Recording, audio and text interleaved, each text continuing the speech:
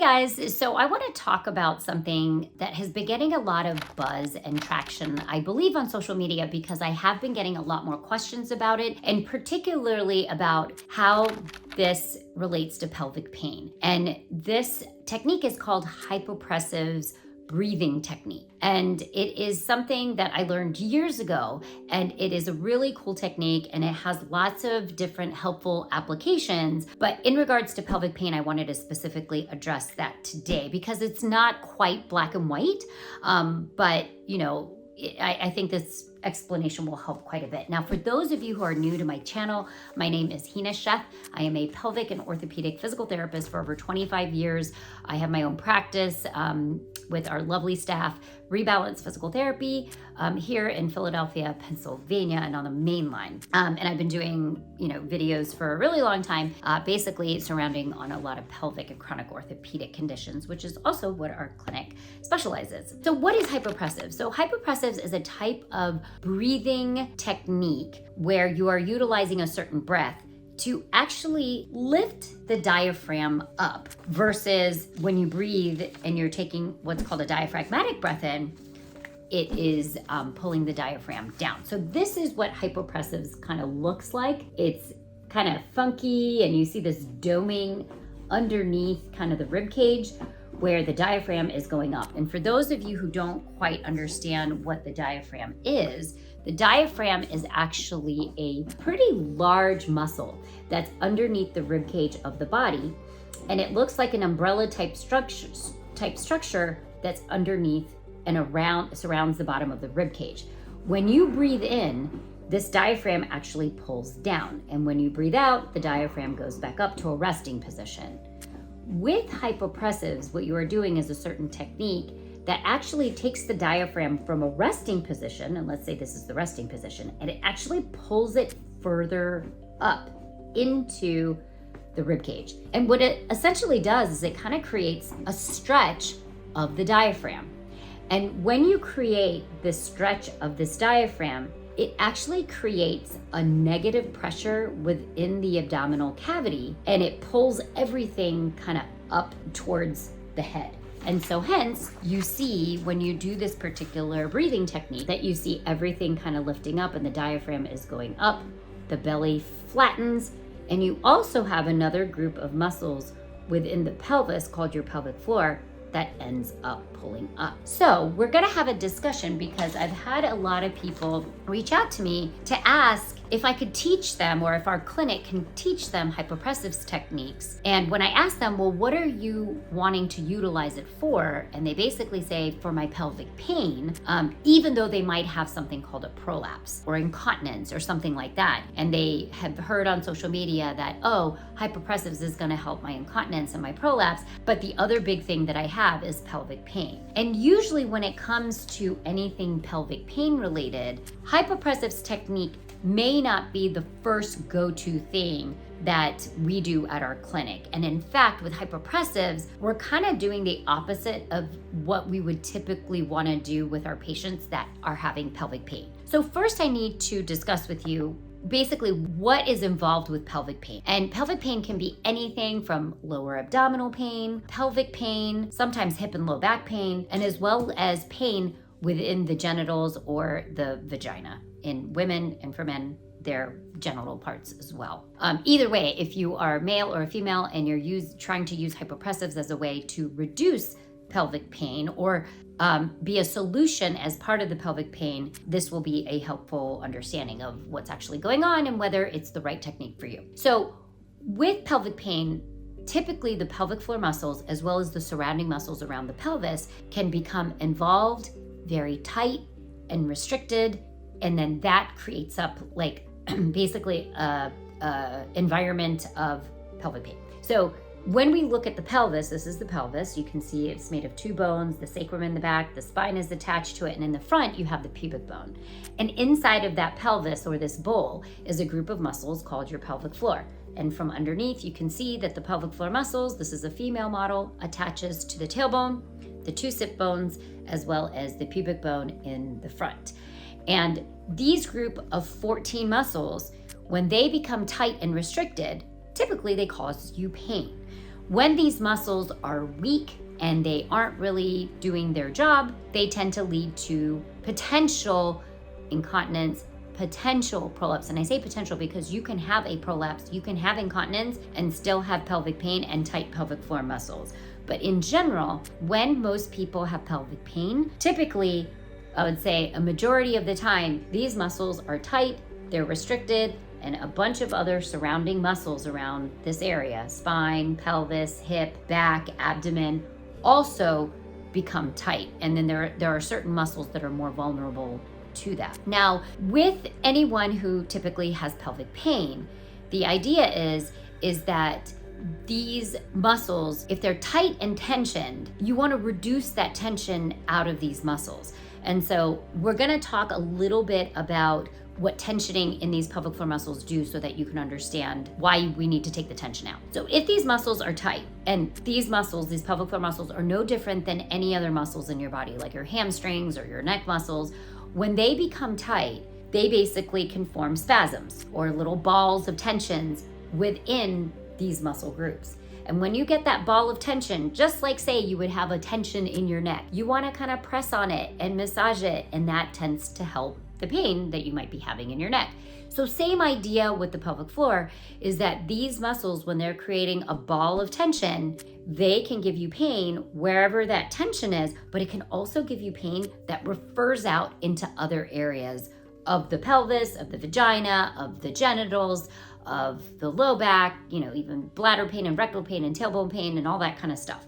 So when there's tension in these guys and you've got these balled up, tensioned muscles, also known as trigger points, they can cause you pain not only locally, but they can spread and refer pain into many other areas of the pelvis.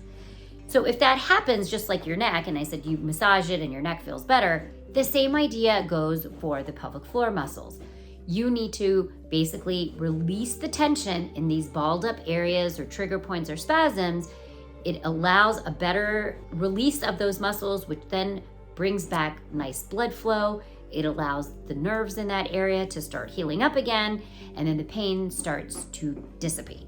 Now, in our clinic, when we are teaching a lot of our patients how to reduce tension in these muscles, one of our biggest treatments is really trying to teach them how to utilize their breath to actually release this tension within their pelvic floor muscles. However, with hypopressives, what you are doing is you are actually creating an indirect way of actually creating some tensioning in these muscles.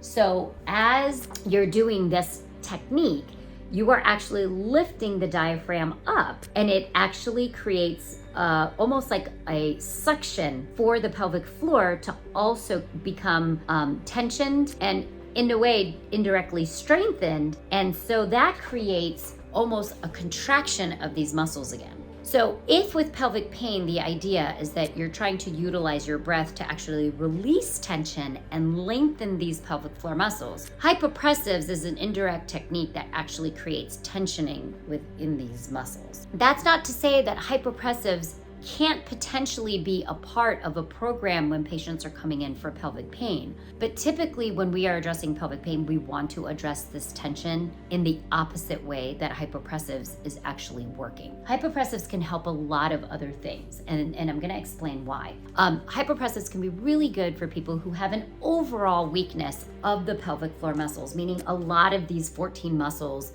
are weak and there's no tensioning in them. It's just weak, either from having a baby or multiple babies or, chronic constipation or just weakness for some other reason over the years. And so when you use a hypopressive techniques, it creates that indirect tensioning of the pelvic floor, it lifts the pelvic floor, and it helps to strengthen the pelvic floor and the core muscles. This can be also helpful for people who do have a prolapse, which is where the organs are kind of descending again from pregnancy, chronic constipation, or just aging as we get older. And so if we've got loss of strength of these pelvic floor muscles, they can't support those organs that are prolapsing. However, with a prolapse, when hypopressives are really beneficial is with mild to moderate prolapse, but also when all of these pelvic floor muscles are weak and don't have tensioning in them that are contributing to pain. So that is where hypopressives technique can be really important. And the other thing sometimes hypopressives techniques can actually help with is, if you've got some indirect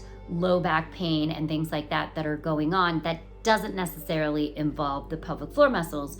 The reason being is because this diaphragm, which again, you're creating a stretch to, can actually help lengthen a lot of other muscles that are attached through the pelvis and down through the hip joints that can contribute to, say, low back pain and things like that. So hypopressives, like I said, it's a great technique, but it needs to be very selective for those that really do have weakness of most of these pelvic floor muscles without any of those spasms or tensioning or trigger points that exist within the pelvic floor. So if you're watching this video and you're like, I actually was thinking about doing hypopressives, but if I'm having pelvic pain, what do I do about that?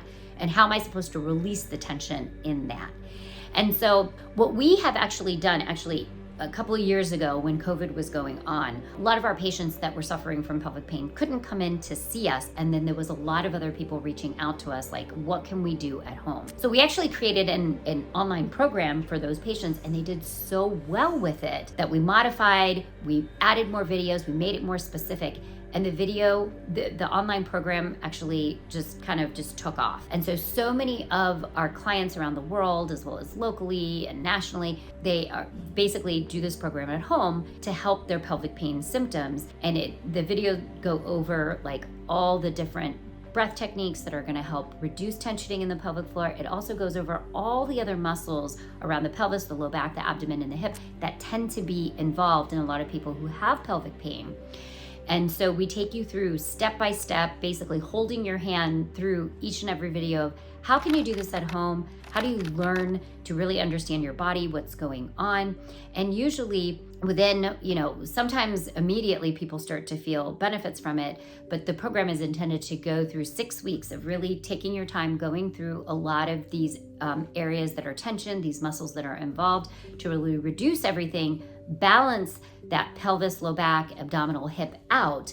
And most people are surprised to see that low back, that hip pain, all these other symptoms, bladder issues, rectal issues, tightness, heaviness, that they've been feeling actually starts to reduce when they had no idea that all of these things were actually interconnected together.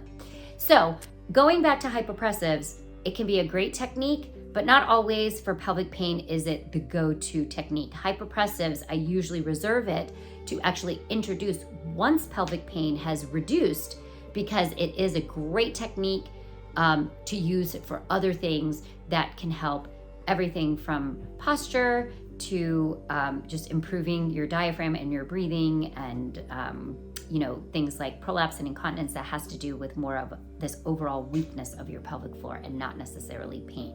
So if this video resonated with you, or you have somebody else that is going through this, like a loved one, and you're kind of doing research for them, please subscribe to this video, but also pass this information along to those who could benefit from it.